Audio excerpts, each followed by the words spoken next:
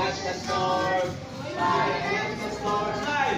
Smile like the storm. Smile, sweet my vessel light. Smile like the storm.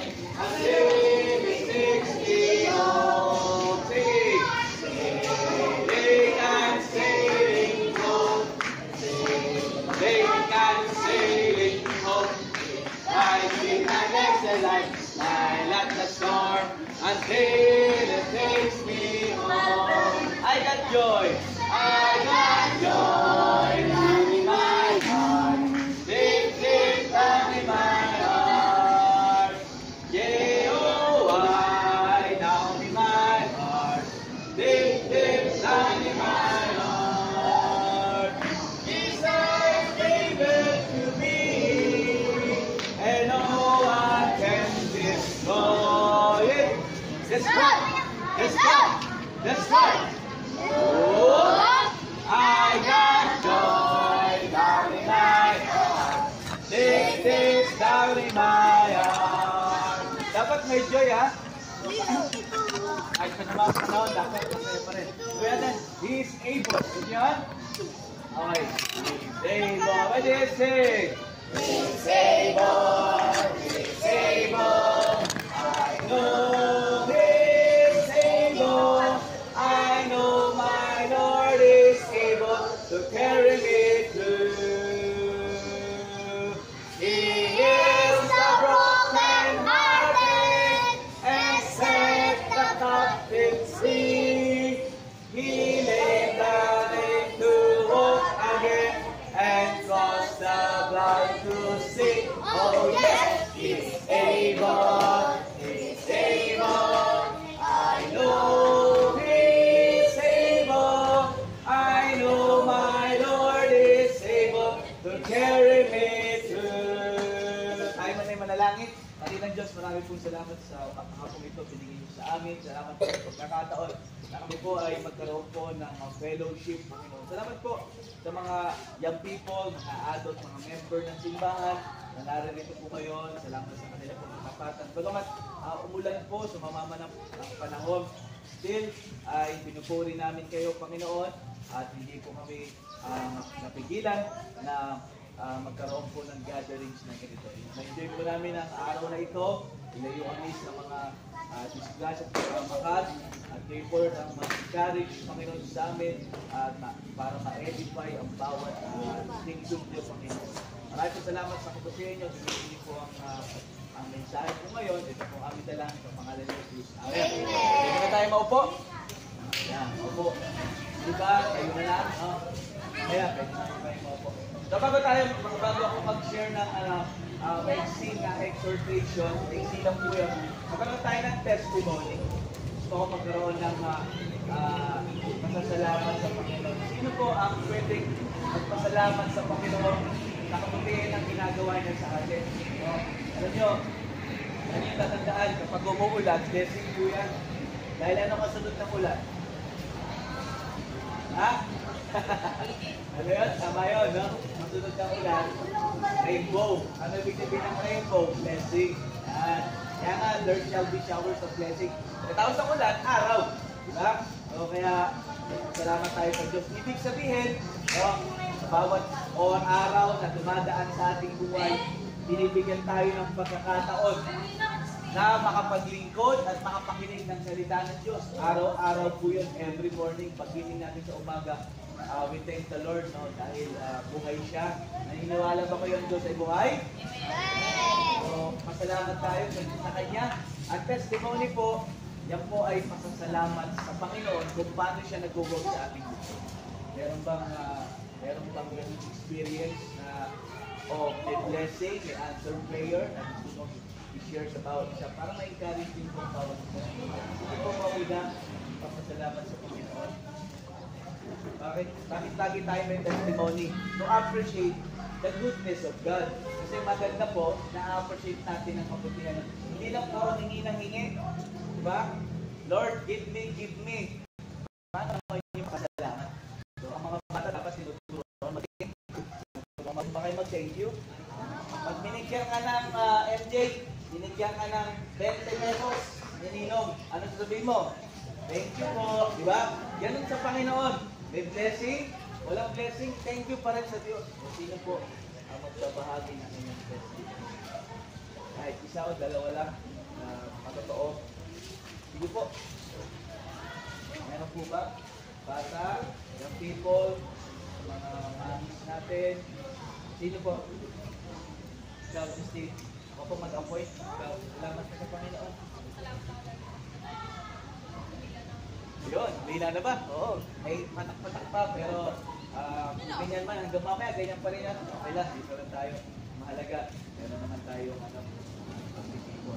sila? Okay, good. So, sino pa? Salamat sa Panginoon. Ito po, ayan. Salamat sa Panginoon. Mabibigyan tayo ng time. Nagkita-light ng lahat. Opo. Thank you, Lord. Masaya tayo. Amen. Ano po ba?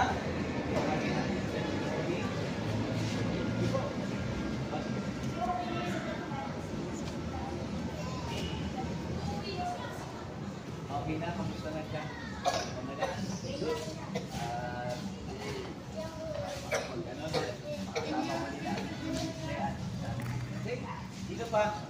Tutuwat. Ayun. Nagpapasalamat po sa Panginoon ako. Hindi ako naka-member sa church. Hindi ako nakapunta dito first Ay. time. Thank you, Lord. Amen. Alam niyo ba itong lugar na ito? Ito, bahay ni Camila Ginaldo, yung unang presidente ng Pilipinas. Dito na unang naiwagayway ang panawat ng Pilipinas. Yan po yan. Yan po yung bahay na natin. Kaya nga bahay ni Aguinaldo. Kaya pwede, hindi ko alam kung pwede pumasok dyan. I think may bahay dyan. Hindi ko alam. Matagal na ako. Libre lang. Parang 2 beses pa lang ako nakapasok dyan. Anyway, pasalamat tayo. Meron siya. So, sabi ko kanina, susunod na ng pagkakataon ay kiserpuhan natin yung magandang panahon. Kanina kasi maaraw eh. Sobrang init, tapos biglang ganito. Kaya, okay lang yan. Ay, meron pa habol? Kung wala na, papasalamat tayo sa mga bago po natin na kasama ngayon. We appreciate your presence. Thank you. Then si dami siya, first time niya nung anniversary. Tapos ngayon, nakasama ulit siya. Ano ulit yung pangalan? Danica. Okay, and magpaka naman natin si Danica. First time niya sa church, yung anniversary.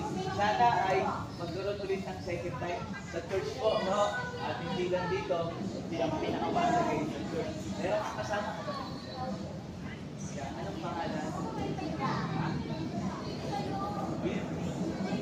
Ito daw ang pangalan. Chris J. Okay, Chris J. Okay, takpakan na natin. Anniversary, wala nga, no? Siya, first time, no? Meron pa dito? First time. Good, good. Alright, so sige. Magkaroon tayo ng pag-aaral ng salita ni Diyos. Sige na po ba kayo? Wala ang content lang. May pagkakataon, pwede kayo mag-share ng ganito. Mga legit, no? Pwede nyo silang sharean. Napunta po sila sa inyo. Mga marunong mag-learning na natin. Ako rin, mamaya mag-aaral. Isa rin sa natin yan, layunit. Bakit tayo napunta rito para ibahagi po. Pagkakataon kaya sa mga hindi marunong, maganda matuto kayo. Kasi kagaya nito, pagka sino masalubog niya, pwede nyo bigyan ng track at turuan kung paano makakilala sa Panginoon. So, mamaya natin gagawin. Tayo. Okay, kami ng Bible, kung natin ang ating may mga Bible kung ba, kung wala, ay ako na lang po ang babasa na po. Kung kayo, saglit lang po ito, hindi naman tayo magtatagal. Gusto ko lang po kayong i-encourage sa Panginoon. Kaya tayo may ganito, upang hindi lang po kumain, hindi lang po para magkita-kita, kundi mag-aralan po ang salita ng Diyos. Ito po yung pinakamahalaga. Ang dahilan kung bakit may simbahan, dahil sa Bible. Ang dahilan kung bakit may pastor, may mga church na kayo, church po ang tawag sa inyo, mga team building with church, mga saved, mga naligtas, mga nakakilala sa Panginoon. Kayo po ay nilagay ng Diyos sa simbahan upang tayo po ay magkaroon ng isang layunin. Magtulong-tulong sa isang layunin. Ano po yung isang layunin ng simbahan? To preach the gospel. In every creation. Gano'ng karami? Sabihin, lahat ng tao. Wala kang pipiliin. No? Yun po ang layunin kung bakit. O ba si Kristo dito upang ipangaral ang Kristiyanos. Kaya, kung po yung nangyari na talaga po ang ipangalan. Sabi po ng Bible, ganito. Sabi ng Hebrews chapter 11, verse number 6. Sabi po rito, makinig po. Sabi, but without faith, it is impossible to please Him. For he that cometh to God must believe that He is, and that He is a rewarder of them that diligently seek Him. Ang mensahe natin ay is to diligently seek Him. Meron kang masipag o meron kang eager na hanapin ang Panginoon. No? Lahat po ba tayo ay may ganong desire na everyday ay hinahanap mo ang Panginoon? O baka matutulog ka na lang ay minsan hindi sumagay sa isip mo ang Panginoon. Yun nakakalungkot. Dapat pag umaga pa lang ang unang isip ang Diyos.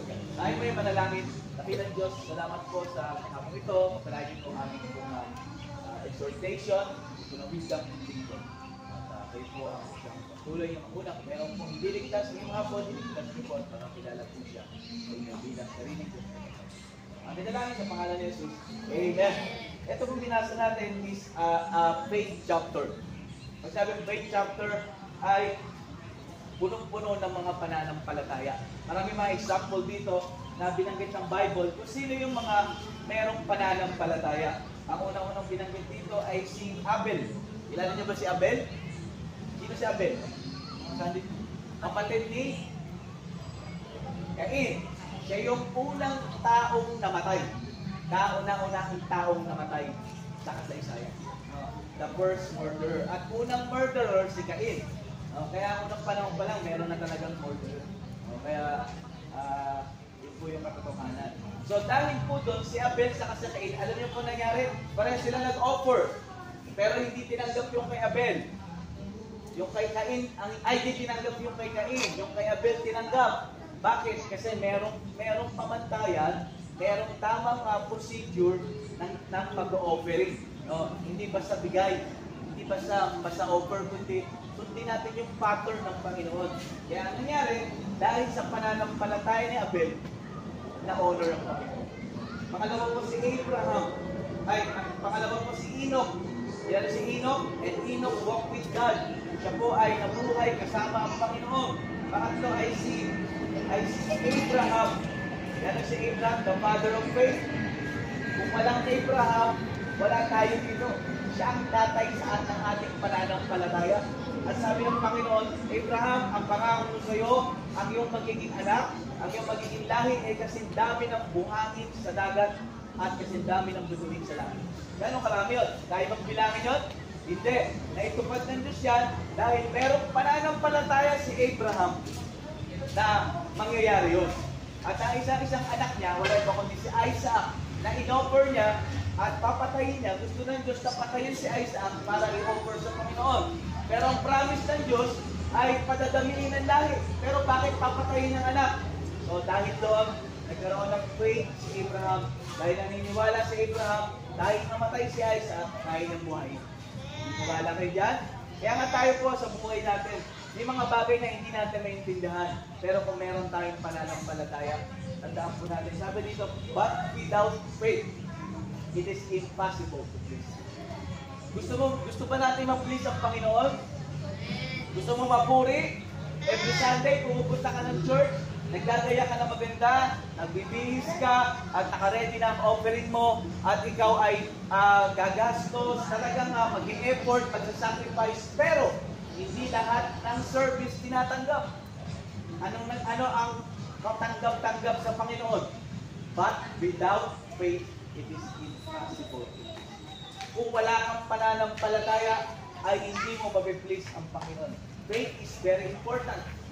Because ang una-unang bagay dyan ay salvation. Bago ka maligtas, kailangan mo ng pananampalataya. At naligtas tayo sa pananampalataya natin kay Kristo. Amen po? Tinanggap natin siya bilang sariling Diyos at tagapagligtas. Pero sa likod nun, isang di natin naiintindihan, ang totoong merong pananampalataya talaga, no? Ang author ng faith talaga ay si Jesus. Dahil tinapos niya yung kurso, tinapos niya yung kanyang layunin, hanggang siya'y namatay sa krus ng Kalbaryo, namatay nilibing at muling nabuhay. Yun ang pananampalataya ni Kristo kung saan. Pwede niya naman takasan yun. Pwede niya naman pagpapatayin lahat ng tao, palitan ng panibagong tao kasi matitigas sa ulo. Pero dahil sa kanyang pong pag-ibig at pananampalataya, no, na kailangan niyang gawin ito para malimalik siya. Kaya nga napakalaga ng faith. Imposible natin siyang ma-please. Imposible natin siyang ma-honor kung walang pananampalataya. Kaya faith is very important. Salvation. Even our service, pag ikay kumahawit, kumakanta ka sa unahan, pag congregational singing, kumakanta ka, di ba? Meron tayong pananampalataya dapat. Lalo na kapag meron tayong mga ginagawa sa church, nagsusoul winning, kailangan ng pananampalataya. Nagtuturo sa bata, kailangan ng pananampalataya. Ano pa ba? Pag ikay kumakanta sa choir, kailangan mo ng pananampalataya. Dahil pag kumanta ka lang doon ng sarili mong galing, ay hindi mo mawipilis ang Panginoon. Pero kahit na ang boses ko ay hindi naman ganun maganda, okay lang yan. Ang maganda, meron kang pananampalataya na itong awitin na ito ay aawitin ko. Hindi para sa tao, hindi para sa Diyos. Tanggap na Diyos. Diba? So kaya tayo ngayon, pumunta ka dito. Bagamat umuulan, parang kanina, double-minded tayo. Tutuloy ba o hindi? Tutuloy ba o hindi? Tuloy na. Kasi bakit? Meron tayong pananampalataya, kahit anong sitwasyon mangyari, no? Nandito tayo, meron tayong salita ng Diyos, ang dahilan kung bakit tayo nagtipon, dahil dito, at tayo magkakaroon ng encouragement sa bawat isa. To edify one another, para wala pong manghina. Lagi tayo mapalakas at may handa tayo sa pinakalayunin ng buhay ng isang Kristiyano. Wala ibang kundi ang paglingkuran ng Diyos. Kaya nga ito po yung maghahanda para sa Sunday. Excited ka. Hindi ka parang tinatamad o hindi ka parang, alam niyo yun, parang nagdadalawang isip. Pag Sunday, nakaprogram na sa isang Kristiyano na pupunta sa the church, kung dati hindi ka sanay, parang pag Sunday sa'yo, parang dati ay outing. Pag Sunday sa'yo, rest day, sa bahay ka lang, makapi-kapi, may araw ng Diyos yun. Ngayon, Kristiyano ka na, tumanggap ka na sa Panginoon, kailangan talaga natin, mabago na ang ating direksyon at tayo sumunod na sa Panginoon dahil tayo binago na ng Diyos.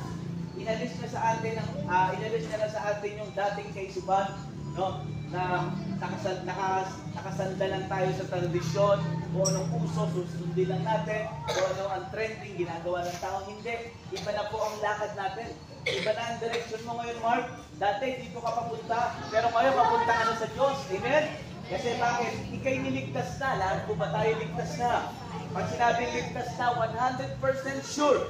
Pag dumating ang kamatayan, sa langit pupunta. Taas ang kamay, tiyak na sa langit pupunta. Amen. Kung hindi mo matiyak, ay kailangan mong matiyak. No? Kasi walang saysay ang ating pagtitipon kung hindi mo tiyak sa langit ka pupunta. Kahit lagi ka na sa simbahan, hindi ka mapupunta ng langit sa pag-anit mo sa anumang mga reliyon. Kaya tayo pupunta ng langit dahil sa pananampalataya sa Panginoong Jesucristo. Amen? Salamat tayo, may Bible. Dito natin nalaman, may nagturo sa'yo, may nag-share sa'yo, saan binasa, saan tinuro yung tinuro sa'yo sa Bible. Kaya ito po ay napakapagalitan. Mahalin natin ang salita ng Diyos. Without faith, kailangan ng pananampalataya po para po pag-please natin. Mas nagdilang pa natin ang pananampalataya. Amen? kung meron ka ng pananampalataya ngayon, okay, huwag kang makontento. Mas dagdagan mo pa. Di ba? Para ang simbahan ay mapalakas at ma-edify at para lalo tayong ipagpalain ng Panginoon. Kasi yung binasag yung katungtong nito, natapos na ako, ang sabi dito, for the prophet of God must believe. Kailangan talaga, paglalapit tayo sa Panginoon, may pananampalataya. Gusto natin ang additional tricycle, pero wala kang pananampalataya. Paano bibigay ng Diyos yan? Gusto ba natin ang mas malaking worship place? Mas malaking place? Sino dito gusto ng mas malaking worship place? Taas sa kamay. Amen. Di ba? Andito ng place natin. Minsan, di ba nakatayo na sa labas? Pero kung tayo'y merong pananampalataya, kayang ibigay ng Panginoon yan. Amen? Basta tulong-tulong. Huwag lang natin iasa lahat sa isa. Bahala na si Pastor dyan. Siya naman ang Pastor. Hindi po. Ang church, hindi kaya ng Pastor na yan. Ang church po, pinupuo po yan ng mga tao, ng mga member. Kaya nga kayong member, para kayong sumuporta at tulungan, back-upan ang Pastor para po magsama-sama po tayo maglilingkod sa Panginoon. Ganun po yun. No? Kasi may kanya-kanya tayong role. Ang pastor, ang trabaho ng pastor is to preach the gospel. Ang trabaho ng mga member, diba? To support, to serve, diba? To back up, at to pray. Yan ang trabaho ng mga member, diba? Pagka niyala natin ang pastor, yan na natin si pastor yan, kaya yan. No? Lalo, mahihirapan po kumusad ang simbahan, pero kung tulong-tulong, diba? Merong kanya-kanyang mga sakripisyo, merong mga nagpo-volunteer, pastor, kami na bahala dito, ay mas lalong magiging magaan ang paglilingkod natin sa Panginoon. Kaya makakalaga po yung sabi, and he that rewarded of him that diligently. May reward. Kaya tayo, tuturuan ng Panginoon ng pananampalataya dahil may reward. Sino dito gusto ng reward? Yan, lahat tayo gusto natin yan. Ibig sabihin, blessing. Gusto mo ng blessing, wala kang pananampalataya. Gusto mo ano, yung baon mo, madagdagan, 100. Diba? 100 pesos na ang baon mo. 150 lang. Eh kung wala kang pananampalataya sa Diyos, hindi mangyayari yun. So kaya nga, dapat may pananampalataya at sakripisyo na ibibigay natin sa Panginoon. Dahil pag nakita ng Diyos na meron kang sacrifice, kahit kumuulang, punta ka ng church, kahit wala ka na, may problema, pupunta ka pa rin ng church, ay i-bless ka ng Panginoon. Diligently seek. Hanapin natin ang Panginoon. Hanapin natin ang Panginoon. Every day. Kailangan natin every Sunday, maglingkod tayo sa Panginoon. Sama-sama tayo ng pinigyan. Walang iwanan. Walang mag-quit. Alam niyo ba yung quit? Ang lahat ng quitter, no? But if you are quitter, you're always a quitter. Pag sino mo lang mag-quit, kahit saan ka pumunta, quitter ka. And you will never win. No?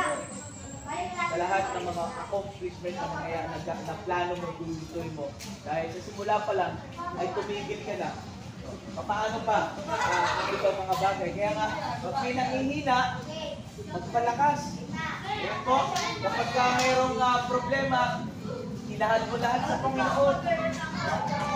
Depending sabihin ng pastor para makipag-pray. Huwag yung sarilihin. Ito, may problema po eh. Makipag-pray po. Kaya nakapag-pray po yun mga kapatid na gano'n. Sabihin nyo lang po para makipag-pray. Sabihin sa church. Ano po tayo eh, pamilya tayo. Diba? Pag may problema, baback up, tutulungan, mag-pray sa isa't isa para po i-grant ng Panginoon yung mga request. Kaya napakalaga ng Panginoon. No? So pray tayo. Pagkatapos, naroon tayo ng short game, no? After this, tapos saka tayo, ano, may mga dala po ba kayo? Dahil, di ba, hindi naman kailangan marami. May mga snacks din dyan. Okay na yun, no? May regla lang naman. Diba, meron may nagluto pa. Okay? Okay? Kung wala man, okay lang. Kung ano meron dyan, matutulog na buwan natin. Oso, meron pa siyang dala. Tugod. Hindi naman mahalaga ang pinaka-sentro para kanalang po na ako. Okay? Tayo pa yung manalangin. Straight na mata, yung ulo. Meron tayo ng side with the way. Sabi ko, kailangan ka, nakatikin mo sa Panginoon, open mo na yung Panginoon. Dahil you will never please God without faith, no? Kailangan ng pananampalataya. Pananampalataya sa paglilingkod, pananampalataya sa ating buhay. Talagang hindi mawala ang problema, nandiyan na yan. Dagdagang pa ng Diyos ang pananampalataya natin para sa church. Pananalig ka, pigil ka man ako, lahat nakapigil. Sabi ko, Panginoon, Lord, help me.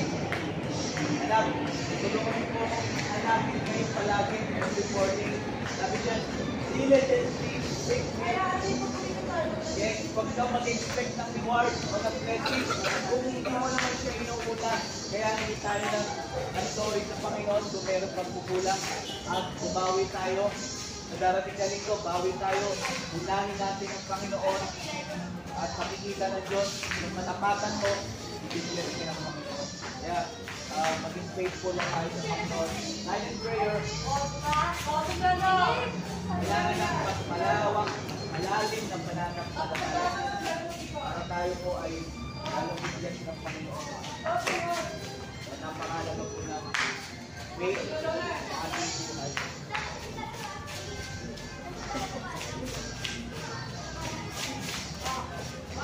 Ilan doon, salamat po na may sinipulsate po sa aming pag-aralan. Na-realize namin, kung minsan dito kami bagsak, dito kami kulang sa pananampalataya.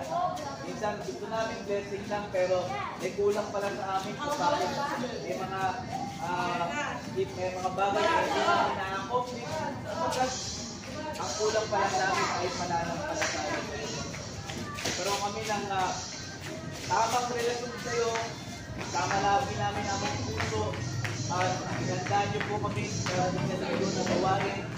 Lalo kami maging excited, maging eager sa paglilingkod sa iyo, eager sa pananabahan, sa pagdala ng bisita, sa makikinig sa inyong mga salita. Inandaan niyo palagi kami at namin niwala po kami ay tapat at totoo sa inyong pangako na hindi niyo kami iiwan at hindi niyo kami pamamayaan. Kaya, bring our faith at we po Lord ang patuloy na mag-ingat tayo kaya enjoy namin ang hapon ito amin dalangin pangalan ni Jesus. Amen. Okay, so tayo na ang okay, ano mag-game?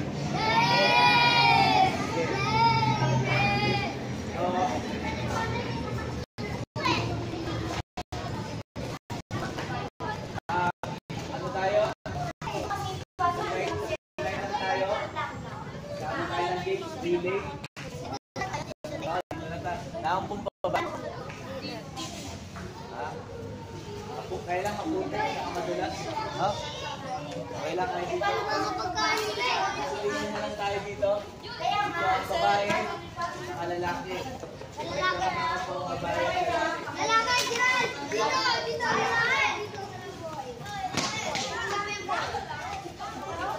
Babae at lalaki. Ay, ano tayo do? Ano tayo ng konti? Mamaya na ang pagkain.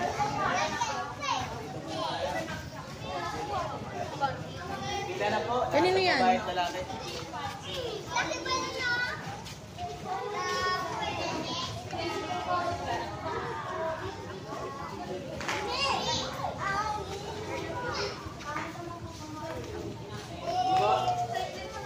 Sila tayo dito. Dito lang. Lalaki, dito ang babae.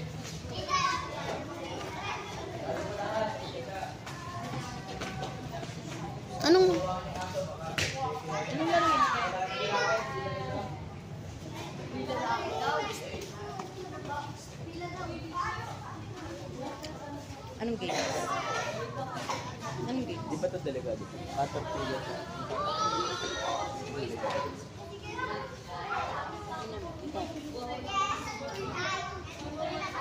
Okay lang to, no? Sige, malaglag sila. May dalawang tao na lang. Ay, sabihin lang mo, pati si Tita Lenny. Sige, dito ka kanina. Diyan na lang po. Kami na nila, ano hawak? Ikot sila sa inyo. Alright. Dito banda, Ken. Ha? Dito banda, hindi kita saan.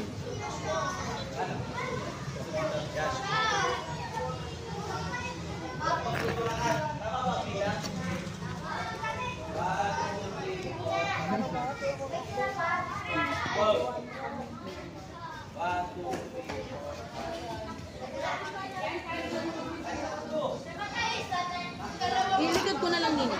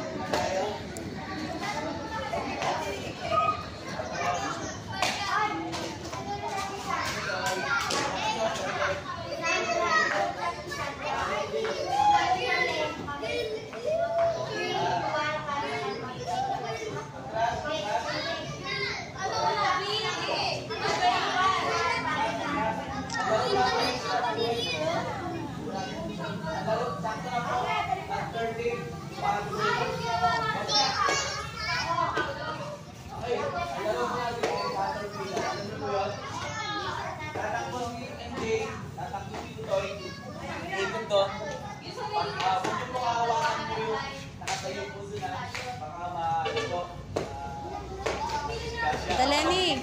Tita Lenny! Puro dito ka. Hindi, papunta po dito. Maganda po. Nakalikot na. Doon po ba? Dapat po ni Nina. Yan. Para ano sa video.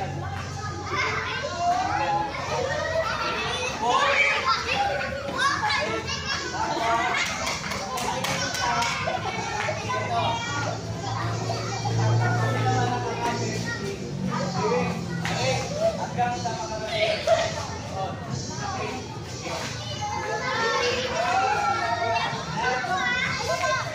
Ayan. Unang tatakbo. Si FC. Ikot na kayo. Pag ano, baka magpagka. Pagaling kayo.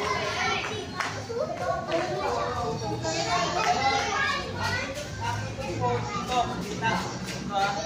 Ganon.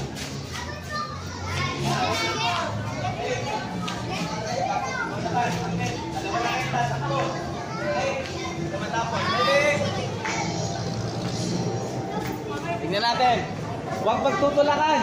Kasi semento yan. Baka masugatan. Okay? Ready? Let's go! Ay! Teka! Anong nangyari? Okay, ready? Ready? Ay, si ano si Utoy, dapat dito sa kabila. Ha? Hindi. Wala na eh. Sobre na. Ay. Ready? Go!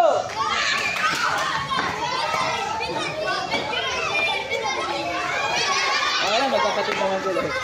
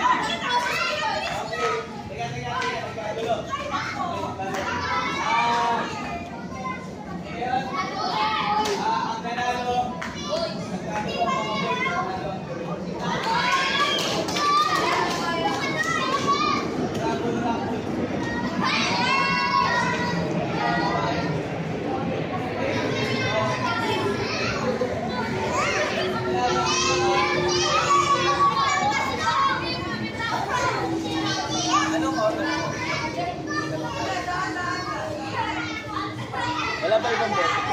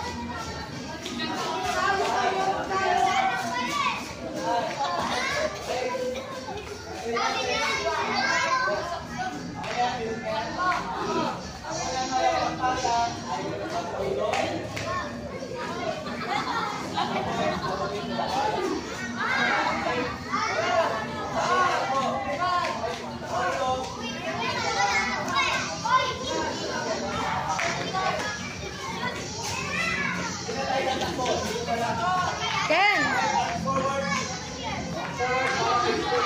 Ken! Nestor! Kapunta dito yun. Siksikan sila doon. Siksikan eh. Siksikan ko. Diyan relay, diba? Kaya parang hindi masikin.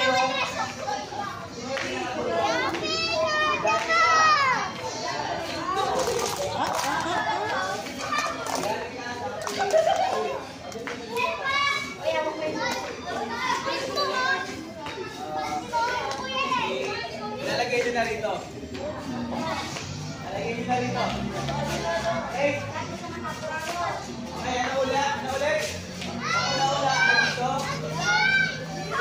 At pupunin nyo sa likod. Dito na tapos, pag kinuha sa ilalim, sama sa ilalim, dito ulit sa ibabag. Okay?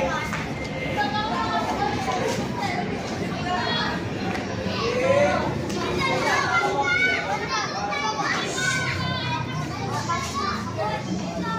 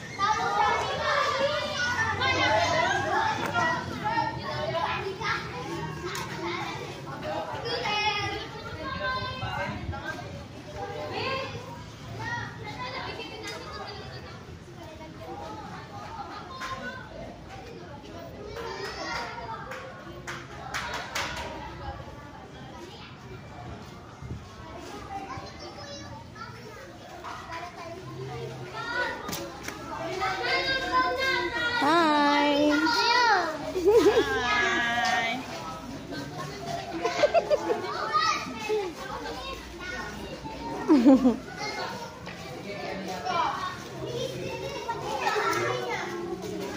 Hi! Say hi! Hi po. May dala rin kami. Ninang! Say hi! Hi!